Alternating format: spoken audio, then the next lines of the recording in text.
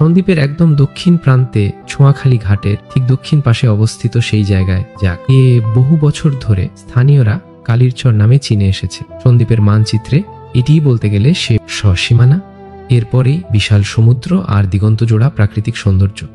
এই জায়গাটি কতটা নিস্তব্ধ, শান্ত আর প্রকৃতির মূল সৌন্দর্যে ভরপুর। চারদিকে বিস্তীর্ণ ধান ক্ষেত, মাঝে মধ্যে ছড়িয়ে আঁকা ছোট ছোট জলাশয় আর দূরে লম্বা সোজা গাছের সারি যেন এই প্রান্তভূমিকে আলাদা করে সাজিয়ে তুলেছে।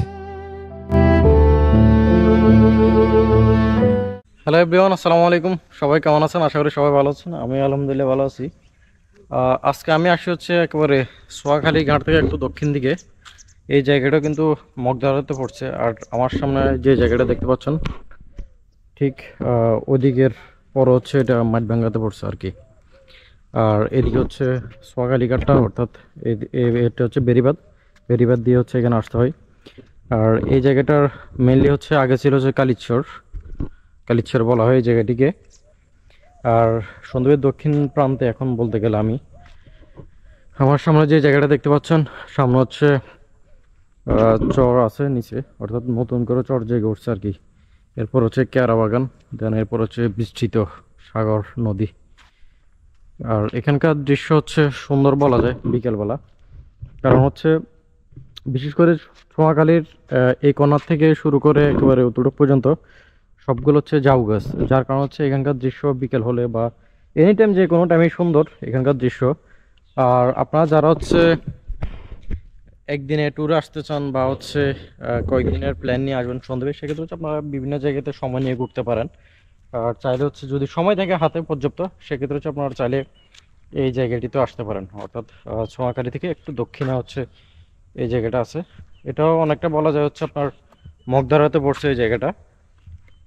আর এখানে এর আগে তো বললাম আপনাদেরকে যে এখানে মেন সৌন্দর্য হচ্ছে যে এই ঝাউ গাছ থাকার কারণে। আর এখানে কিছু ব্লক দেওয়া আছে, ব্লকগুলো হচ্ছে কালারিং করে দেওয়া আছে, এখানে অনেকগুলো ব্লক আছে।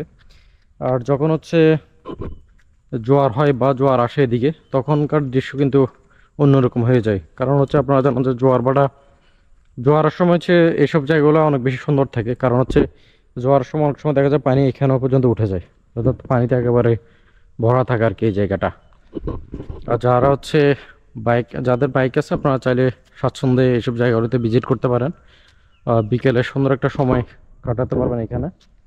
যদিও বেরির রাস্তাগুলো তেমন একটা ভালো না, আর কারণ হচ্ছে আপনারা ছোঁয়াখালী ঘাট থেকে দেন হচ্ছে একটু দক্ষিণ দিকে এই জায়গাটা। এরপর হচ্ছে আপনারা চাইলে চৌকাতলি যে বেরিবাদ আছে এদিক দিয়ে যাওয়া যায়। এরপর হচ্ছে বাংলা বাজার ঘাট। আপনাদেরকে আমি এর আগে বলছিলাম যে আপনারা চাইলে হচ্ছে বেরি পুরো সন্দ্বীপে এক্সপ্লোর করতে পারবেন। তো সেক্ষেত্রে হচ্ছে বেরির রাস্তা কিছু কিছু জায়গায় বেরির রাস্তা ভালো, আবার কিছু কিছু জায়গায় হচ্ছে বেরির রাস্তা একেবারে বাজে অবস্থা, অর্থাৎ গাড়ি চালানোর মতো অবস্থায় নেই। হচ্ছে সন্দ্বীপের বেরিবাদটা যদি একেবারে পরিপূর্ণভাবে সংস্কার হয়, দেন হচ্ছে আপনারা যারা বাইক রাইড করেন বা বাইক দিয়ে পুরোটা ঘুরতে চান আপনারা, সেক্ষেত্রে হচ্ছে আপনাদের জন্য উপযুক্ত একটা রাস্তা হবে আর কি বলা যায়। দুপুরে সূর্য যখন পশ্চিমে হেলে পড়ে, তখন এই পুরো অঞ্চলটা সোনালী আলোয় ঠিক যেন রঙিন ছবির মতো ফুটে ওঠে। ছোঁয়াখালী ঘাট থেকে দক্ষিণ দিকে এগুলেই শুরু হয় এই প্রান্তের আসল সৌন্দর্য। আগে যেটি কালিরচর নামে পরিচিত ছিল, সেই জায়গাটা এখনো তার পুরনো রূপ ধরে রেখেছে। মাটি, বাতাস, নদী আর মাঠের গন্ধ আজও একদম সেই আগের মতোই। এখানে দাঁড়িয়ে খুব সহজেই বোঝা যায় সন্দ্বীপের দক্ষিণাঞ্চল আসলে কতটা বিস্তীর্ণ আর প্রাণচঞ্চল প্রকৃতির ভাণ্ডার।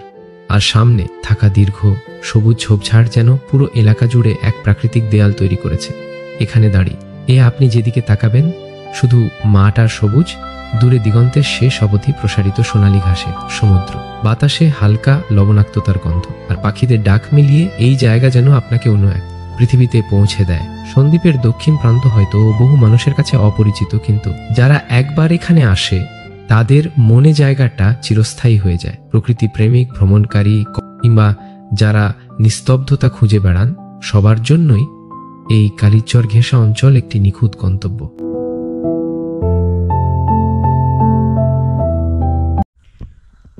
আপনারা যখন হচ্ছে ধানের মৌসুমে আসবেন, এদিকে ধানের মৌসুমে আসলে হচ্ছে এই পাশে যে জমিগুলো আছে, অর্থাৎ এই পাশে সবগুলো জমি হচ্ছে এই পাশে হচ্ছে প্রচুর ধান চাষ করা হয়। যখন হচ্ছে আপনারা ধানের মৌসুমে আসবেন, ধানের মৌসুমে আসলে এখানকার সবুজের, অর্থাৎ আপনার দুই চোখ যেদিকে যাবে সেদিকে শুধু সবুজের সমারোহ দেখতে পারবেন এখানে। তখনকার দৃশ্য কিন্তু অন্যরকম থাকে। আবার বর্ষাকাল হয়, বর্ষাকালে তখন হচ্ছে রাস্তার দুই ধারে পানিতে টইটুম্বুর থাকে, তখনকার দৃশ্য হচ্ছে অনেকটা বলা যায় ছোটোখাটো মিঠামাইন হাওরের মতো আর কি।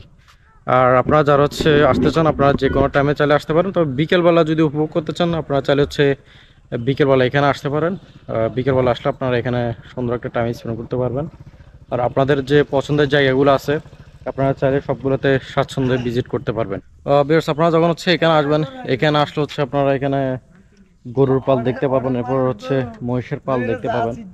আপনাদের দু চোখ যত সামনের দিকে যাবে তত হচ্ছে আপনারা কেয়ারা বাগান দেখতে পারবেন বা সবুজের সমারোহ আপনারা দেখতে পারবেন।